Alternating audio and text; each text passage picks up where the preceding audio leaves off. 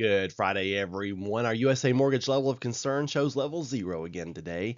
We're wrapping up our work week without any weather worries. Premier Generators brings us our threat graphic and still not looking for any severe weather from now through at least early next week. And even into next week, it's just not looking like any severe weather threats are really materializing for us, so we can be thankful for that. Clearview Closet and Blind brings us our 5-day forecast. Partly cloudy skies for our Friday, highs in the low 70s. Saturday, looking mostly cloudy. A chance for afternoon and evening showers. That rain chance at about 30%. That rain chance goes up overnight. So if you have daytime plans, it's looking okay. I wouldn't cancel any of my outdoor plans for Saturday. I would prefer you do them in the morning just to be safe. But that chance of showers will start to creep into the forecast for the afternoon and the evening hours, but especially, like I said, overnight highs in the low 70s. Sunday, 90% chance for rain, wind gusts to 25 miles per hour.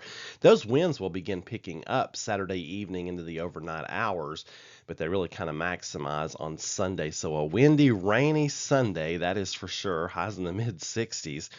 And then Veterans Day, things start to improve. We have a chance for morning showers, but then that should be followed by some afternoon and evening partly cloudy skies and highs in the mid to upper 60s. So not any really cold weather following this frontal system coming in on Sunday, but it does cool temperatures off. And so we drop back down into like the mid 60s for highs on Tuesday, and then low 40s for overnight lows. We have an even stronger cold front that may be coming in the middle of next week. Unfortunately, it doesn't look like it's going to bring us much if any rain, but it will drop us down to where it feels a whole lot more like November. On this day in 1870, the first storm warning was issued by the U.S. Signal Corps Weather Service.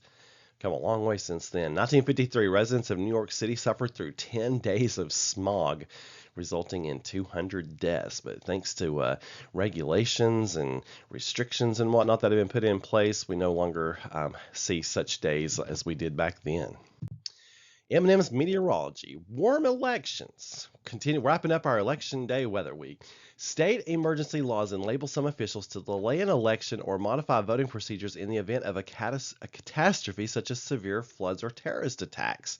However, at the federal level, the U.S. Constitution mandates that presidential elections occur on the Tuesday after the first Monday in November.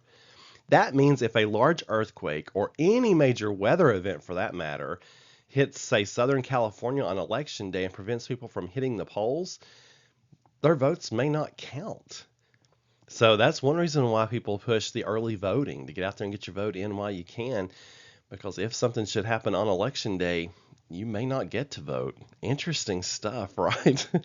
That wraps up our election week. Next week we'll have a new theme. I'll come up with that. If you have any ideas, shoot me a message, and I'll certainly consider it. You folks have a wonderful Friday. Keep looking up for more weather information at meteorologistmark.com.